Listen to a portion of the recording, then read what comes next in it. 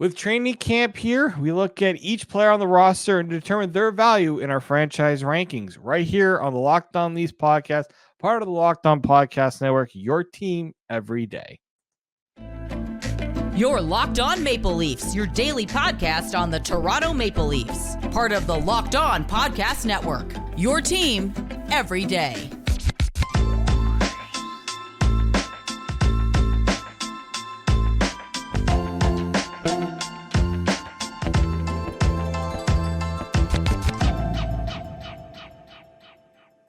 Hello and welcome to the Locked On Leafs podcast, your daily fix for all things Leafs. I'm your host, David Morassutti from Sportsnet.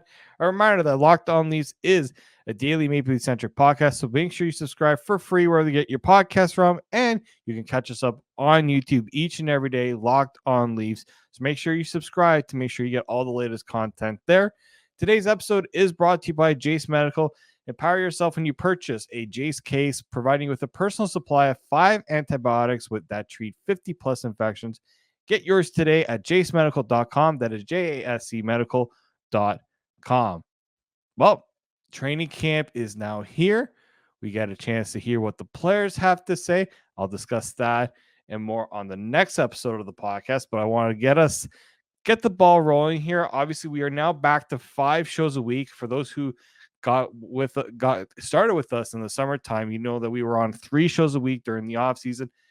What makes us a different and unique podcast to some other ones is that we are here 5 days a week. We do 5 shows a week, so we get all that Leafs content to you. So make sure you are subscribed. Make sure you get those notifications when everything comes out, so that way you are caught up each and every day, 5 days a week here at the Locked On Leafs podcast. For those wondering where Mike is away this week. He will be back end of the week, starting next week, most likely. We're going to get you caught up on everything that happened during training camp. Don't you worry. But we did pre-record some content that we wanted to roll out just as training camp was starting. And so this is our second segment, second little experiment we're trying. On the past episode, or our last episode, if you haven't watched it, make sure you go and watch it. We did our build a perfect Toronto Maple Leafs player. So if you haven't had a chance, go and watch it. Give your rating of Mike's perfect player, my perfect player, which one you would do. Maybe you have an idea of your perfect Leafs player. So make sure you go ahead and you go and do that. But without further adu, here is the next segment that we're doing for you. And it is our player franchise ranking. So what we do is we take each player on the Leafs roster and we kind of give ourselves like a tier ranking of where the player's value lies on the Leafs. Okay, so there are a few tiers that we go through. So Mike explains how it kind of all works, so I won't get too far into it. So without further ado, here is our franchise tier rankings here on the Locked On Leafs podcast. All right, Dave, I'm excited for this segment, and I think it's something that we're going to have to do every year because this sounds like it could be a fun exercise. So what we are going to do, Dave and I, is we are going to take all of the Maple Leafs on the roster right now, everyone who's considered to be part of the main roster team, or at least will be fighting for a spot with the main roster, and we're going to put them all into certain pockets of where we think their value lies with the team in like a tier list. So we've got 4 different tiers that we've got to place these players into. We've got franchise players that we can slot them into. We've got impactful NHLers. We've got complementary role players, and then depth players. So those are the 4 categories that we have, and the 4 kind of different buckets we'll be slotting these players into. And why don't we just get started here, pal? Let's just get right into it. Let's pull up the graphic, the nice tier. I don't know what they call this thing, the tier creator, whatever it may be. It's Tier Maker 5000. Yeah, we'll call it the Tier Maker 5000. Absolutely. So as you can see, we've got photos of pretty much the entire Maple Leafs team, and we are going to be putting these guys, slotting them correctly into where we believe they should be. So we'll just pretty much go down the list as it's currently constructed. And the first guy on the list is Big Papi, Austin Matthews. And you can fight me on this if you want, Dave. You can fight me on this if you want.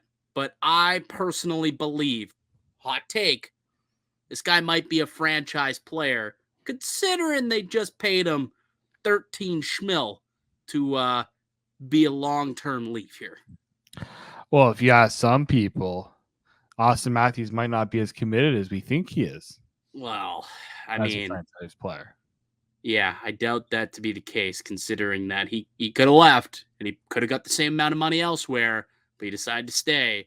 And absolutely, Austin Matthews is a franchise player. It's not even close. He's a top 5 player in the entire NHL. Last year for sure it was a little bit of a downer. Only 40 goals, only 40 goals. That just goes to show how good he is that we're using the word only to describe a 40-goal season. Whereas with a guy like William Nylander, it's like, whoa, 40-goal season, good for him, career year. Matthews, we're like, only 40. I'm hoping he has a big turnaround. And I do think he'll have a turnaround this year. I think he hits the 50 plateau again. But there's no argument here. He's 100% a franchise player for this team. No, there shouldn't be any doubt of that. He was the first overall pick. When they won that draft lottery, it changed the course of the franchise because you can tank, you can go and get yourself bombed out, but you need that player. You need to get that player, and that player has to then transcend the organization into the next phase of the build of, in the Leafs case, the Shannon plan. Has it led to a cup? Not yet, but he has certainly taken from what this Leafs team was from not even barely making the playoffs. The only playoff appearance they had made before Austin Matthews was a Leaf was in a shortened season. We know how that ended. Yeah, exactly. So we do. Yeah. So I think it's safe to say that his bringing him up onto this Leafs team has changed the way that this franchise has gone. So 100%. Pure definition of a franchise player. Yeah, 100%. Next on this list, next guy in line, at the very least, if you're watching on YouTube, we're just gonna go literally in order of the way the photos are here, is Tyler Bertuzzi. Tyler Bertuzzi, the newcomer to the Toronto Maple Leafs. Ty, I was about to call you Tyler. Dave, where should we be slotting Tyler Bertuzzi as he embarks on his first season as a Maple Leaf? Well, considering he's getting 5.5 sheets and the role that he's played on other teams and what we have seen from him in the past, I think it's pretty safe to put him in the impactful NHLers part of this list. Yeah, I completely agree. Like they brought this guy in to be an impactful player. Like, he's not a franchise guy. He never was in Detroit. He's not going to be here in Toronto. Wasn't in Detroit, in Boston either. But he does have, a chance to make some significant impact, right? Like, you need those secondary guys. And, you look at what they've had on the left wing the last few years. I don't think they've had someone as talented as Tyler Bertuzzi. Like, even as good as Zach Hyman is, I think Bertuzzi's a better offensive player than Zach Hyman. And I know Hyman put up 100 points. I get that last season. He was outstanding, or close to it. But still, I look at Tyler Bertuzzi, and I think there's just more natural skill there. And he brings some grit to this team. And I think he's going to have an unbelievable season in this top 6, whether that's alongside Austin Matthews or that's with, Nylander or Tavares, whoever it may be. This guy's certainly going to make an impact this year. I firmly believe that he should be slotted in this section as well. No, there's no doubt. I mean, I'm actually looking forward to seeing where he plays in the lineup and how he does with whoever he plays with. I think he's gonna. There was a lot of reason to be excited for this signing, and I'm hoping that he brings the impact that that this team certainly will need, especially come playoff time. And the snot, he brings snot too, as Brad Fleming said. And hey, don't forget, like this is a guy, 5 goals, 10 points in 7 playoff games with the Bruins this year. So, he also came up pretty clutch when it was go time in the playoffs, and the Leafs need impactful performers come playoff time. So hopefully Tyler Bertuzzi can add that as well. Going from Tyler Bertuzzi, one of the Leafs new additions, straight into their other new addition, Max Domi is the next player on this list. Where you got Domi at? I think this one maybe warrants a little bit more of a conversation, but where would you slot him? I mean, if you look at the numbers, if you look at what he's put up, it shows that he can be an impactful player. But the thing is, that's playing for a team like Chicago where he is needed to be an impactful player. On this Leafs team, he's not like we don't know exactly where his role is, right? Is he on the second line? Is he on the third line? So to me, that screams to more of like it's whatever role he is being brought in to do, right? Like until I see in training camp that he's in an impactful part of the lineup, which being the top six, I don't know if he is going to be that impactful player that we've seen in past years from just because of the role he could be put into. Yeah, I think that's pretty much sums up my thoughts on it as well. I think it's going to depend on where exactly he plays in the lineup. It's going to be in the middle six somewhere, whether it's on the second or the third line. We don't know. We'll probably see some time on the power play, on the second power play at the very least. So he'll have a chance to make some impact there. But I think for right now, when you look at this team, not everybody can be impactful, right? Like I think that Max Domi, if he's considered one of your role players, a guy outside of your top, 8 to 10 players on your team, I think you're doing pretty good for yourself. So I'm good with putting him in role player right now as well. Next up, we got Uncle Gio, as we like to call him on It's Yo Father. this podcast. Gio, couple of Italian stallions like you and I, and that's the Gio Father. Have you seen this shirt going around that says I think it's called, it literally says Gio Father, and it's him in the depiction of the Godfather, famous Godfather shirt? I have not, but this is a picture. This is a shirt that I would like to own. Like that seems very much right up my alley and my brand. So Yeah. at some point, Dave, if you come across this, I would love it. If you wanted to buy it for me as a gift, I wouldn't say no. That's all I'm saying. I would not say no if you stumbled across this and wanted to be a nice co-host and a nice friend. I think Steve Dang was working on his podcast, so I'll have to find it. I'll have to ask Steve where he got it from or who gave it to him. We'll reach out. Maybe it was a personalized item. I'm not sure.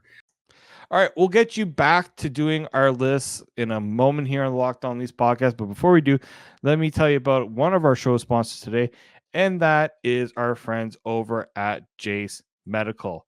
Everyone should be empowered to take care of themselves and their loved ones during the unexpected. That's why Jase Medical offers the Jase case. The Jase case provides 5 life-saving antibiotics for emergency use and gives you peace of mind so that you know that you're not just hoping that you have access to medication in an emergency.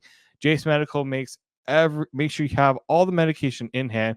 It is simple, and they handle everything from the online evaluation to licensed pharmacy, medication delivery, and ongoing consultation and care. Don't get caught unprepared. Save more than $360 by getting these life-saving antibiotics with Jase Medical, plus an additional $20 off by using code LOCKEDON at checkout on jasemedical.com. That is JASE promo code LOCKEDON. But Giordano is the next man on our list. Where you got Gio going? I got him in role players. Like he at this point of his career, he's going to be on the third pairing, most likely playing penalty kill and a lot of heavy defensive minutes. Let's say I think that's where I have him. I think I want to put him in depth, Dave. This is the first time. This is the first time that we are disagreeing. And look, you can fight for role player. Like, I mean, I think we both need to make our case here as to why we believe they should be in this specific spot. And if we can convince one another, I suppose that's who wins and where we end up putting them. But, I'm just not sure that Gio at this point in his career is going to be an every night contributor. And that's really the reason why I'm not sure I can put him as a role player. I think if you are counted upon by this team to be a secondary role player for the squad, you probably should be able to play every night. And I'm just not convinced that that's going to be the situation for Giordano this year, as much as he wants to. And I know last year there was a lot of discourse about how much he wanted to play every night and how he felt like he was better when he didn't get rest. But ultimately at the end of the year, you saw that the boots weren't there, right? The wheels really came off late in the season, and they can't have that happen again this year for Gio. So if they can keep some of that energy throughout the regular season so that he can actually be an effective player come playoff time. Hopefully a much longer playoff run than the one they just had. I think it's probably in their best interest to have that tough conversation and say, hey, look, I think you're best to play 60 games this year and then take a couple nights off. So for that reason, I think that's why I would be look at him as a depth player, depth role right now. Yeah, the only reason why I just know that Sheldon Keefe has his favorites. I think that's the only reason why I feel like we might see more Gio than maybe we should, just because we saw it last year. I mean, yeah, on certain back-to-backs he wasn't playing, but he didn't go from being he was playing. I don't know. Actually, I should have looked at how many minutes he played last year because that would have helped my argument just a little bit more. Like this doesn't feel like a player that's going to be kind of cast aside. That's kind of how I see it. Like he averaged just over 18 minutes last year. And keep in mind, there was that stretch like December-ish through like February where he was like this team's top pair defenseman. Like him and Justin Hall effectively were the top healthy defenseman on this team. Like, remember that? Riley and Brody both were gone. And all of a sudden, I try to forget those nights because those were some he was actually really good though. Like if you remember, he was good, but I think because of the amount of tread that it took during those those couple of months, that's what kind of made him a little bit less effective later on in the season. Just didn't have it in him. So I'll say this though, it kind of helps your argument in the playoffs. Like last year, like the when he first came, his first playoff appearance, he played 20 minutes a night. Yeah, and then this past season, he was just under 15 minutes a night. So I think he's ultimately third pair duties is what he's going to be, and they brought in another defenseman too to help on the power play, so he's not even going to get much PP2 time either. So it's pretty much just going to be a guy who's just going to play some 5-on-5 minutes. Maybe he gets a little bit of time on the PK, but for the most part, I think he's just going to have a little bit of a scaled down routine this year. All right, Mitch Marner is the next man on our list. I think he's also a franchise player. Yeah. Dave, would you like to argue with me? I take that as a no, as you're already. Yeah, I'm not even arguing. People can have this argument. Like, obviously, everyone thinks of Austin Matthews as a franchise player, but Mitch Marner has always viewed himself, and the team has viewed him pretty close to Austin Matthews in the same regard, right? Like, plays a lot of different situations. Guy, he's leading the team in points, right? We're talking about a 99-point Selke Trophy candidate here. Like, as a winger at that. Like, he's that dominant, plays all aspects of the game. There's no doubt in my mind that Mitch Marner is a franchise player. Both of these guys being in franchise players and not really getting it done in the playoffs. I know that's gonna hurt some people because franchise players are supposed to get it done, right?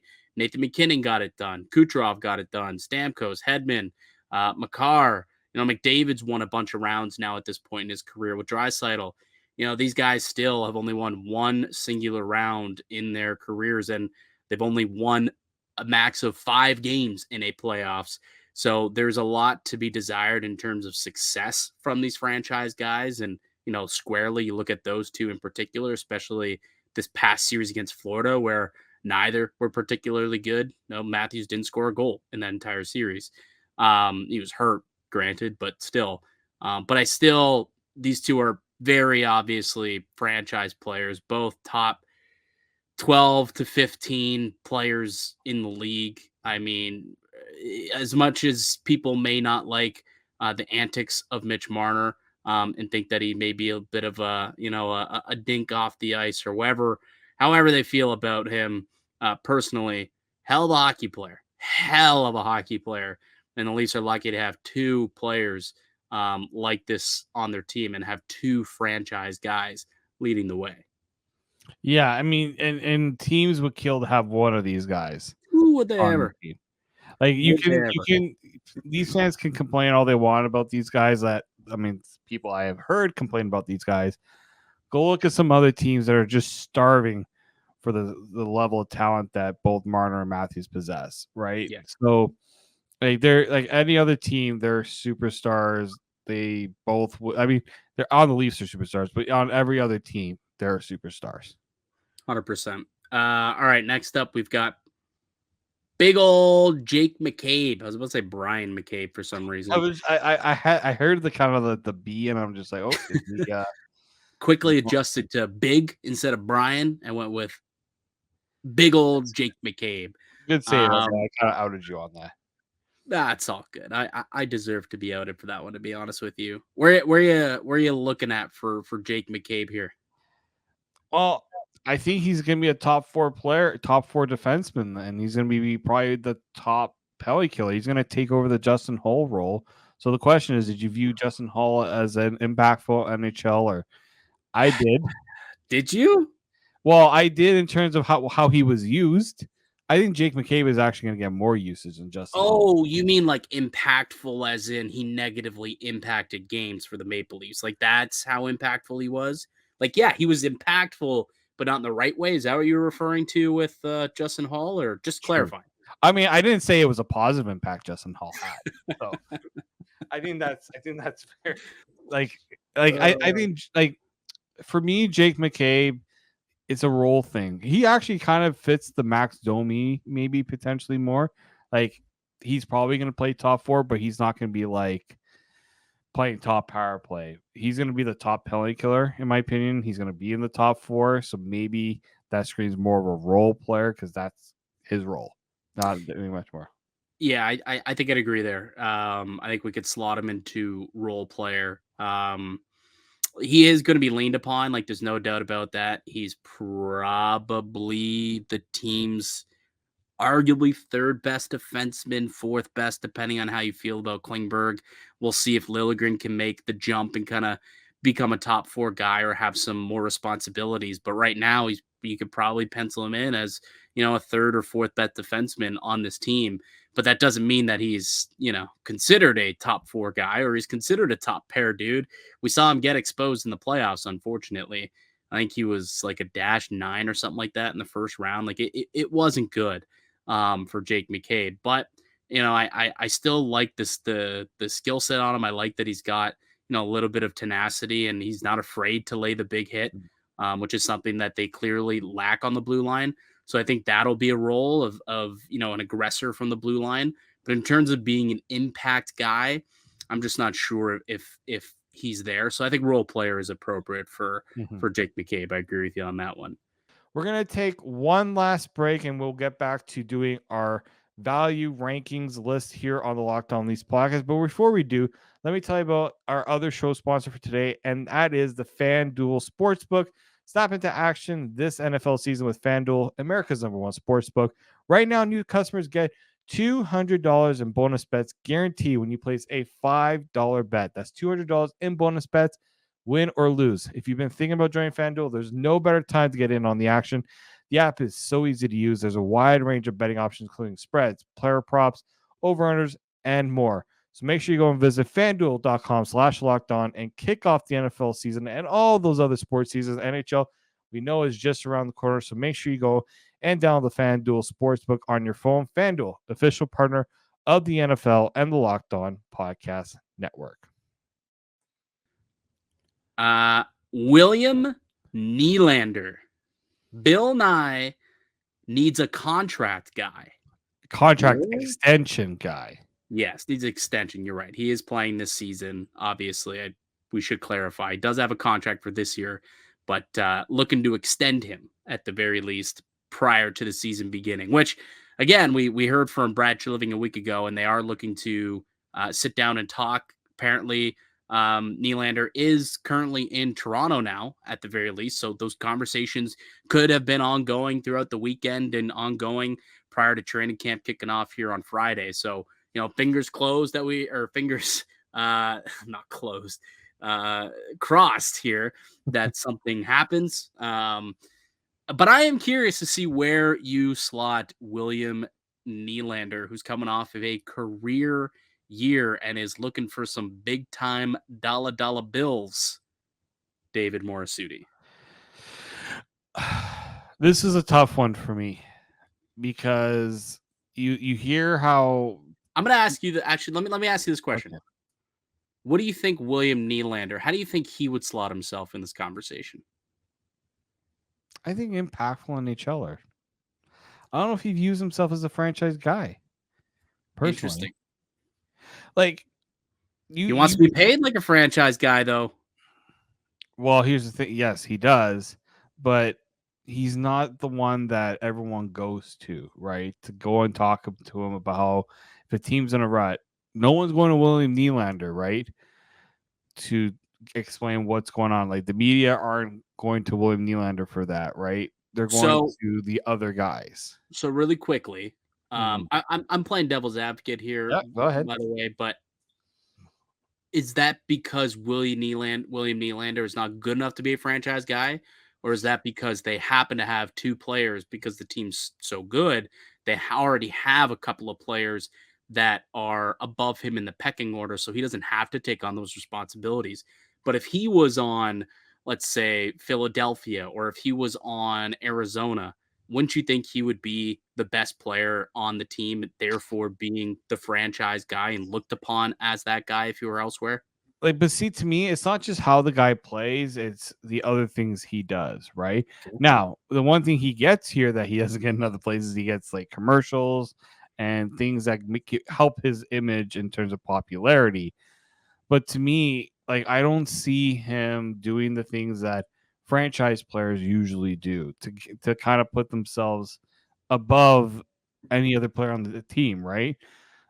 Like, for me, he's a good NHL player, and he at times he has elite, like he is among the elite. But when you ask anybody who you're starting your franchise around, I don't know how many people are picking William Nylander.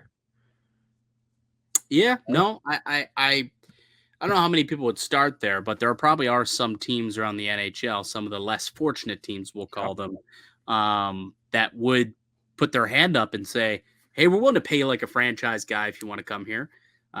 So I do agree with you. I don't think he is a franchise player for the Maple Leafs, and we're doing this tier rankings for the Maple Leafs. I think he rightfully should be placed in the impactful players.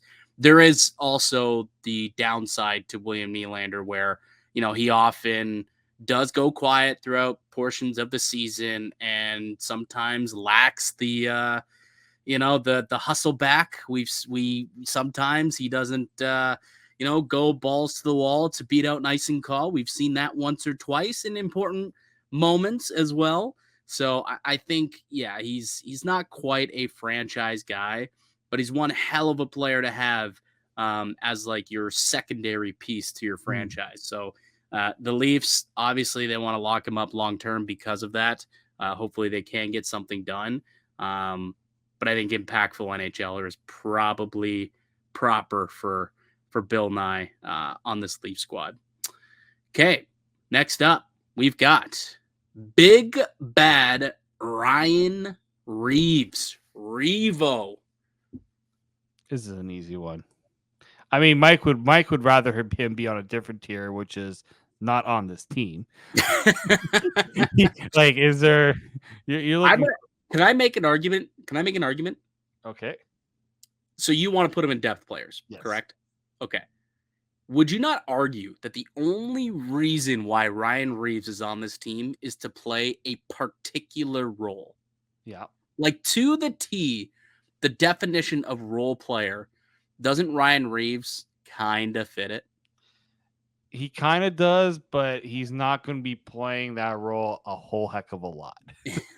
And that's why he's a depth player. Like, it's in a similar way as Giordano, right? Yes. Yeah. And that's why I have him. Like, it's the good thing about having Giordano in that depth spot. It's like you can say, yeah, he plays a role, but he's not going to be doing it a lot. So just like Gio, we're not expecting to see, Ryan Reaves playing 15, 16 minutes a night. If he is, somebody needs to have a little talk with Sheldon about that. We got a problem if that guy's Yeah. playing 15 minutes a night. I mean, there's a problem if that guy's playing 82 games this year, to be perfectly honest with you. But yeah, depth players is definitely where Revo belongs.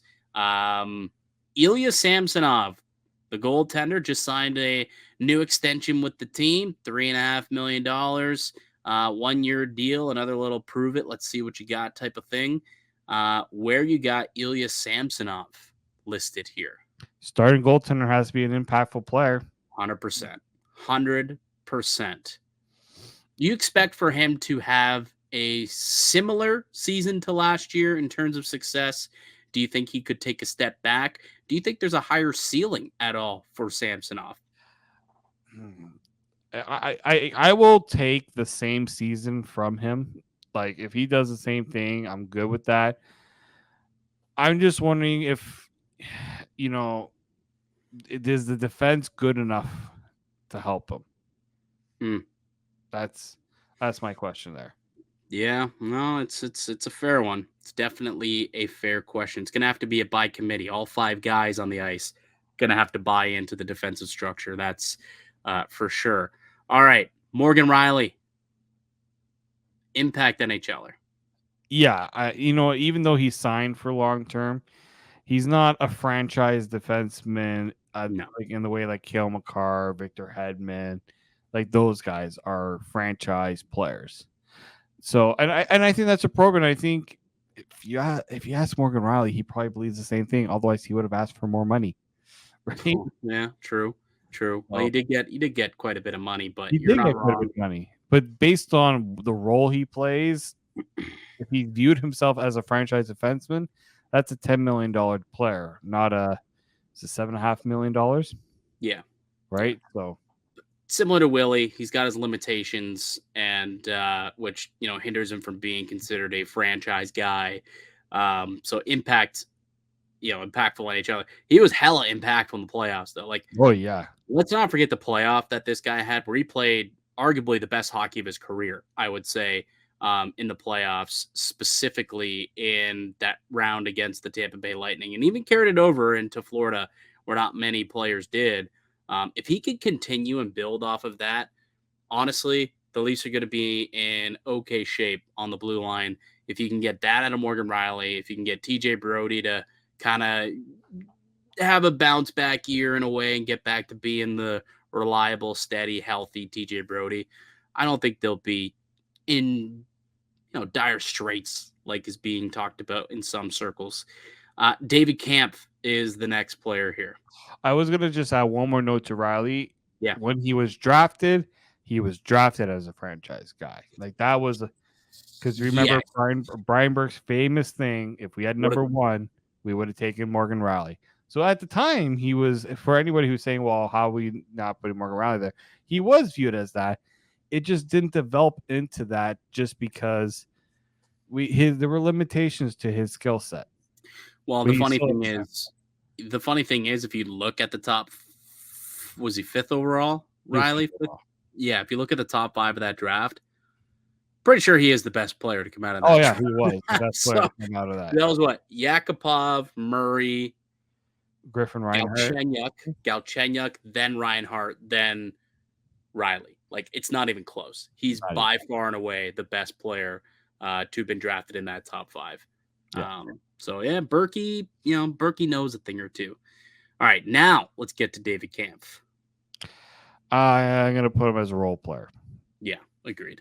We know what role he is. We know what he's gonna be doing every night. Maybe he'll be doing a little bit too much on some occasions, but he plays that role quite well, and that's why he got that contract extension. Do you think he's playing too high in the lineup if he's he's penciled in right now as the 3rd line center? Is that too high for him, in your opinion? Personally, it depends on how much ice time he'll get as that 3rd line center, and like how much of that like defense. I mean, we know he's going to be playing a lot of heavy defensive minutes. Yeah, maybe this is a player that's kind of reaching. That's kind of getting better with age and experience, and maybe that's Guys, I know some people say, "Oh, he's getting older. That's gonna be tougher." Some players, when they develop into that role, into the certain point in their career, he's in his prime, I right? think He's he's only not like over the hill, 20. Yeah, he's only like 27, maybe. Like right? he's So, like, I in don't his think it prime. should be. I don't think it should be an issue 28. because the 28. issue was when I remember when the Leafs first signed David Kampf. I think it was Myrtle that wasn't very high on that signing. And a lot of people weren't high on the signing because this is a guy who didn't like produce a lot of offense, and he didn't sign as a minute like a league min, what like many people kind of expected him to. Well, because he had one goal the season Yep. prior in Chicago, one singular goal, and Mhm. he got paid 1.5, I think it was, by Toronto on a multi-year deal. And yeah, there were some people out there who did not like it, but then there were some also who said, the numbers, he was expected to score like 8 or 9 or so, and Lo and behold, he scored like I think 10 or 12 goals his first year in Toronto. So closer to what the expectation was. Law of averages, right? It's going to happen that way. But yeah, certainly a role player. He's going to make an impact on the penalty kill. But in terms of making an impact offensively to be considered an impactful NHLer, you're just not going to get that. So I think his role, he knows what it is. Shut down the opposition when you're out there, and don't get scored on. And he's done a pretty good job the last couple of years. Now he's paid a little bit more money, so he's got to make sure that he can, continue to do that in a little bit of an elevated role as the 3C. all right, we're gonna end part 1 of our franchise value rankings right here. Tomorrow we're gonna do part 2, where Mike and I have a pretty long debate about a couple of players, one in particular that him and I did not really see eye to eye on.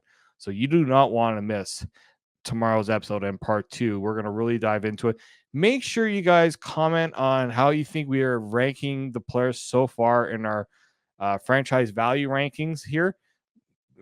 Again, this is a lot of it is what Mike and I think. You guys might have different opinions. We want to hear your opinions here on the podcast. Make sure you go and do that in the comment section below. Make sure you share this and make sure you let everybody else know that we're doing this sort of content here on the Locked On Leafs podcast. But until then, keep it locked right here on Locked On Leafs.